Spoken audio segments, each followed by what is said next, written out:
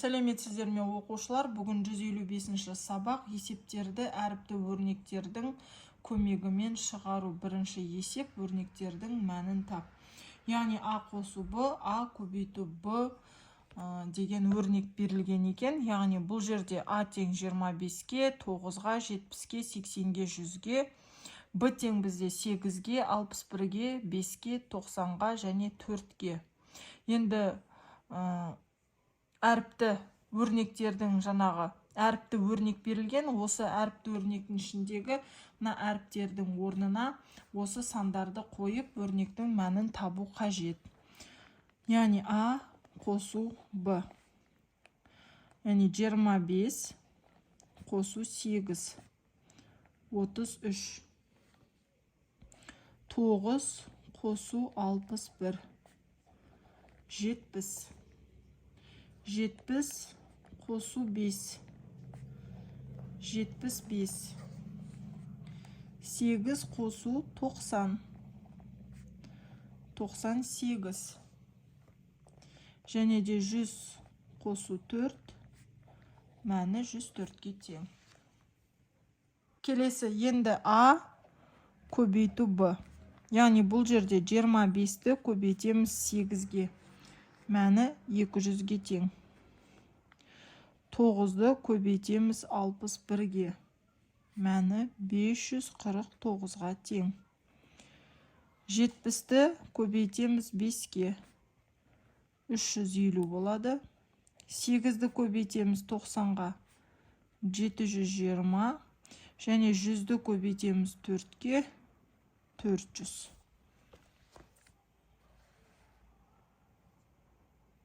Келесі номер 2-ші есеп. Бұл тапсырмада сандар әріппен ауыстырылған. Есеп бойынша өрнек құрастырып, оларды жаз. Яғни бұл жерде әріпті өрнек құрастыру қажет. Хайуанаттар бағының ересектерге арналған кіру билеті А теңге, балалар билеті Б теңге тұрады. Хайуанаттар бағына келген отбасының құрамында 3 бала, 2 ересек адам болса, қанша теңге төлеу керек? Есептің қысқаша жазылуын жаздық. Енді шешуіне, яғни әріпті өрнек құрастыруымыз қажет. Яғни 2-ні көбейтеміз А-ға, қосу 3-ті көбейтеміз Б-ға.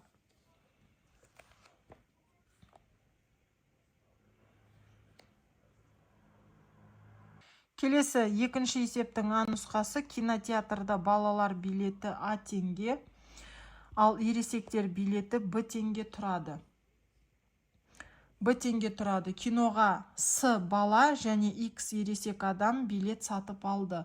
Кассаға қанша ақша төленді дейді. Яғни бұл жерде есептің қысқаша жазылуын жаздық.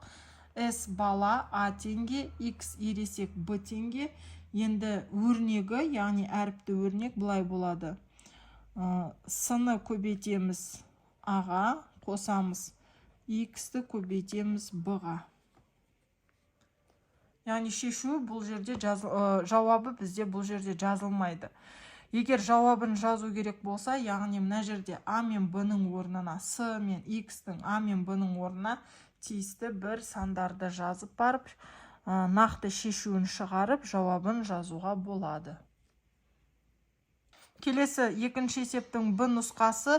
Хайуанаттар бағындағы қояндарға А килограмм орам жапырақ және әрқайсысында С килограммнан X қап сәбіз әкелінді. Қояндарға барлы қанша килограмм көкөніс әкелінді? Яғни есептің қысқаша жазылуы: орам жапырақ А килограмм, сәбіз С килограммнан X қап. Енді шешуіне біз әріпті өрнек құрастыруымыз қажет. Яғни А қосу бұл орам жапырақ және де С килограммды көбейтеміз X қапқа. Яғни осындай әріпті өрнек жазылады екен.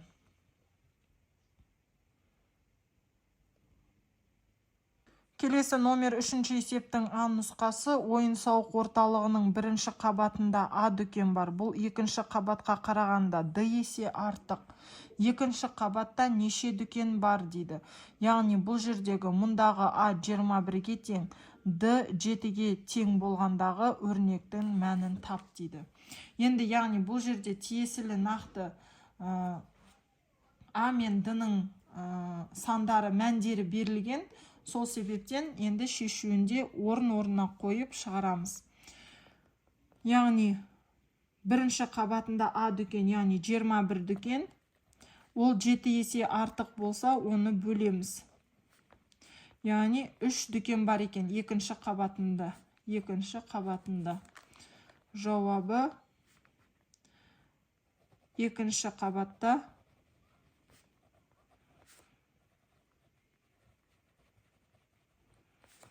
3 дүкен бар.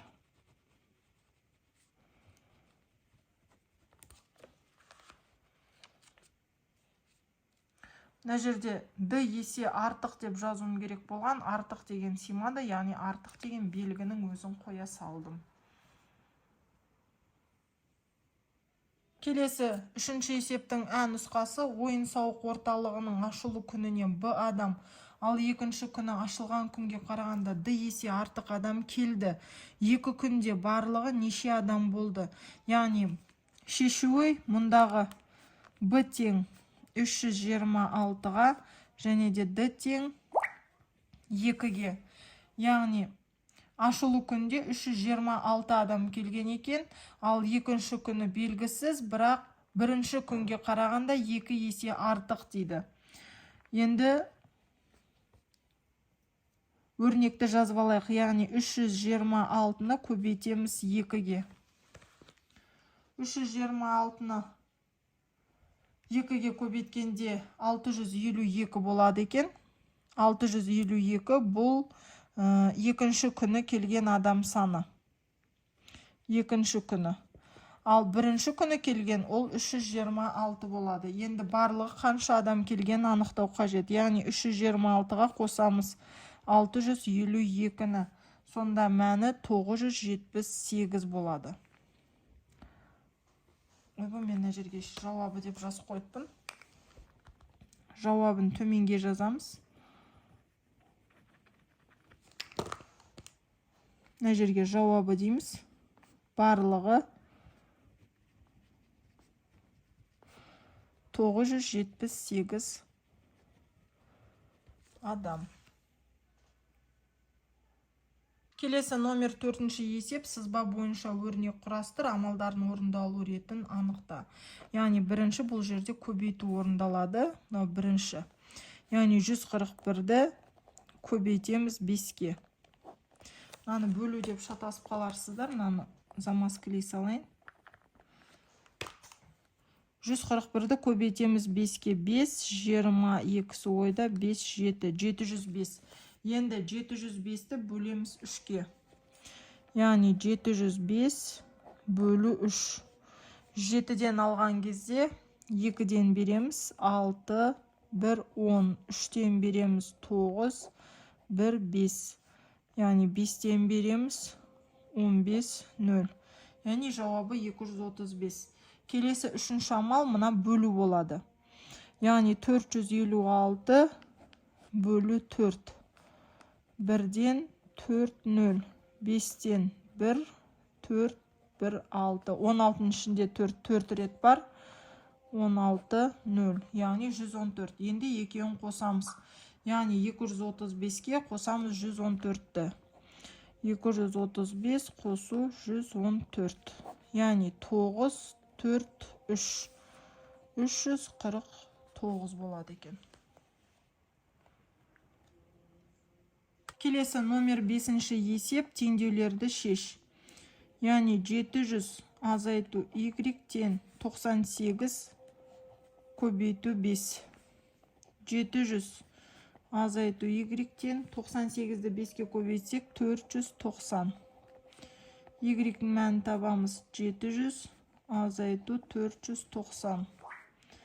Y-тен 210.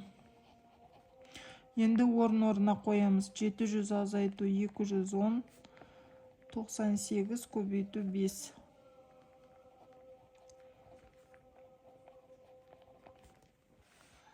Келесі. 552 қосу А тең 1000 азайту 111. яғни 552 қосу А. 1000-нан 111-ді азайтсақ 889. Аның мәнін табамыз. 889-дан азайтамыз 552-ні. А тең 337-ге. Орын-орнына қоямыз. 552 қосу 337, 1000 азайту 111. Яғни 889. Келесі. Яғни X азайту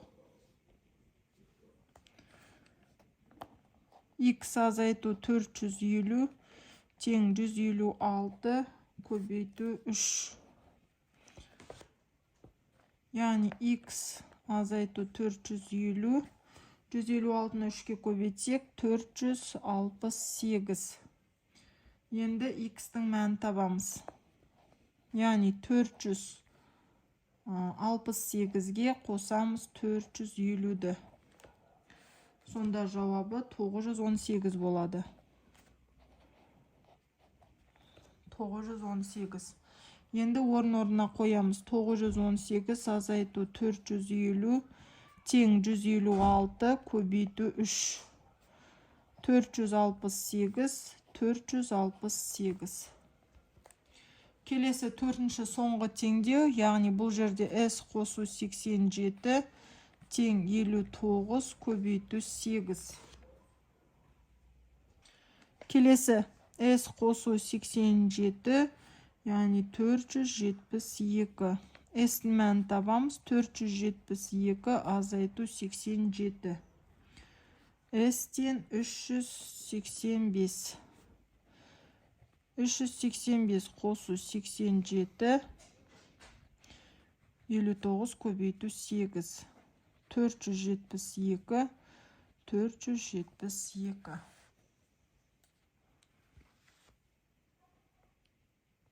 Келесі номер 6-шы есеп. Амалдардың орындалу ретін анықта, баған түрінде жаз және есепте.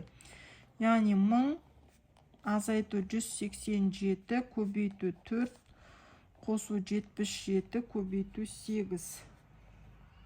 Бірінші 187-ге 4-ті көбейтеміз. Яғни 187 көбейту 4.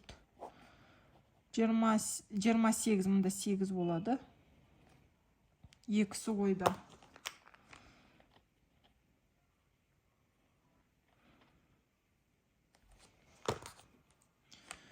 Яғни 28, екісі ойда. 32, 34, 4-ін жазамыз. 3 ойда. 4, 7. 748. Келесі 77-ні көбейтеміз 8-ге. 77 көбейту 8.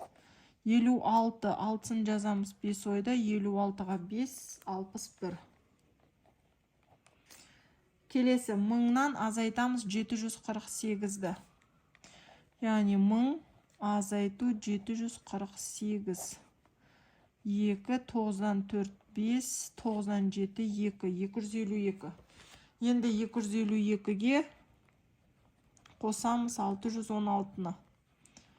Сонда 8, 6, 8, 868. Келесі 184 көбейту 5. Азайту 816 бөлу 3 қосу 248. Яғни бұл жерде бірінші 184-ті 5-ке көбейтеміз. 20 ойда, 40-42, екісін жазамыз 4 ойда, 5, 9. Енді екінші амал 816-ны бөлеміз 3-ке. 816 бөлу 3. 2-ден 6, 2, 1. 7-ден 21, 0. 6-ның ішінде 2 рет 6, 0. Яғни 272. Келесі 920-дан азайтамыз 272-ні. 920 азайту 272. Яғни 8, 11-ден 7, 4, мына жерде 8, 8-ден 2, 6, яғни жауабы 648. Енді 648-ге қосамыз 248-ді. 8, 9, 8. Мәні 896 болады екен.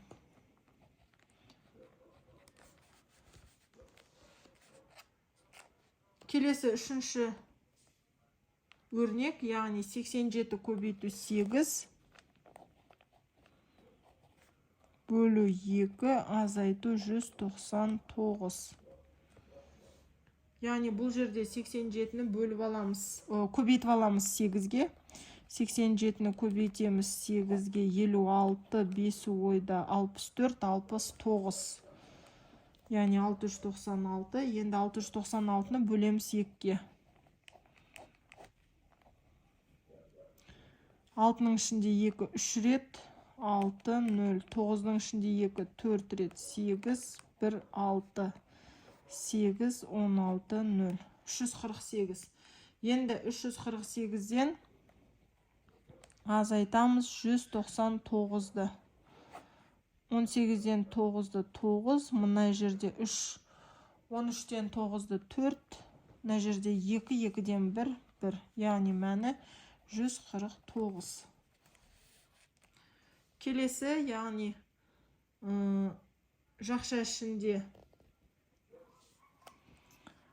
348, қосу 97, азайту 365 бөлу 5. Яғни бұл жерде бірінші 348-ге 97-ні қосып аламыз. Яғни жақшаның іші орындалады. Яғни 15 бір ойда, 13, 14 бір ойда, 4, 445. Енді 365-ті бөлеміз 5-ге.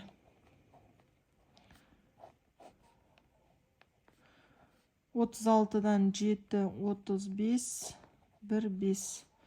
3-тен 15, 0. Енді 445-тен азайтамыз 73-ті. 2, 7, 3, 372.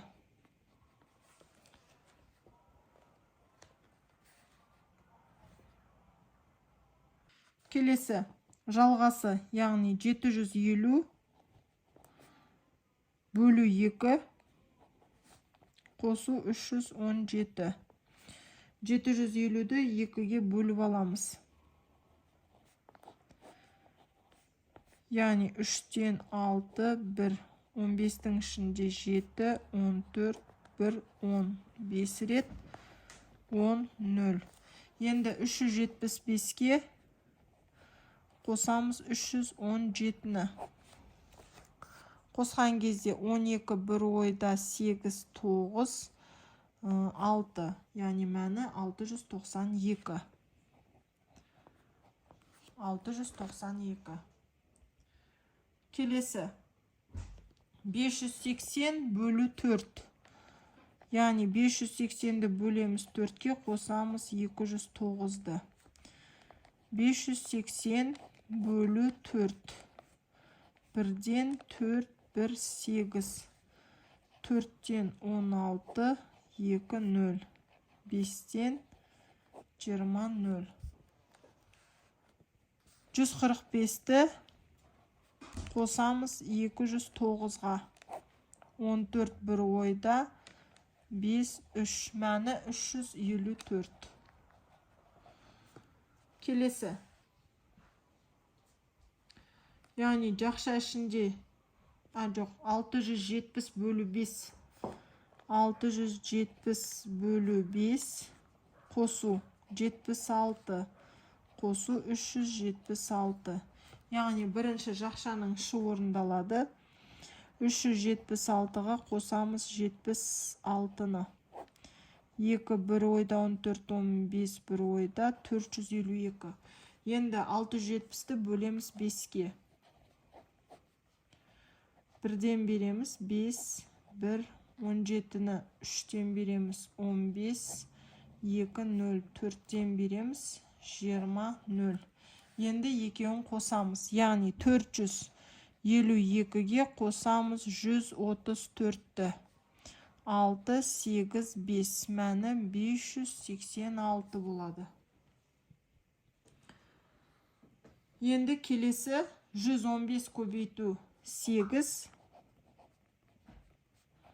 Қосу 77. Бірінші бұл жерде 115-ке 7-ні көбейтіп аламыз. 8-ді. 115-ке көбейтеміз 8-ді. 44 ойда 8, 12, 1 ойда 8, 9, 920. Енді 920-ға қосамыз 77-ні. 7, 9, 9. Мәні 997. Келесі жақша ішінде 701 азайту 36, азайту 660 бөлу 5. 701-ден азайтамыз 36-ны. 5. Мына жерде 9, 9-дан 3-ті азайтсақ 6. Мына жерде 6, 665. Енді 660-ты бөлеміз 5-ке.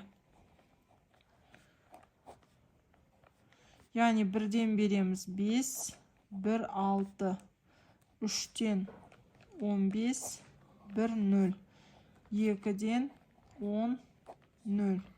Енді 665-тен азайтамыз 132-ні. 3, 3, 5. Яғни 533 болады. Және де соңғы өрнек ол 1000 азайту 390 бөлу 2. Яғни бұл жерде бірінші бөлу амалы орындалады. 390-ды бөлеміз 2-ге. 1-ден 2, 1, 9. 9-дан 18, 1, 0, 5-тен 10, 0. Енді 1000-нан азайтамыз 195-ті. 5, 9-дан 9, 0. 9-дан 1, 8. Яғни жауабы 805 болады.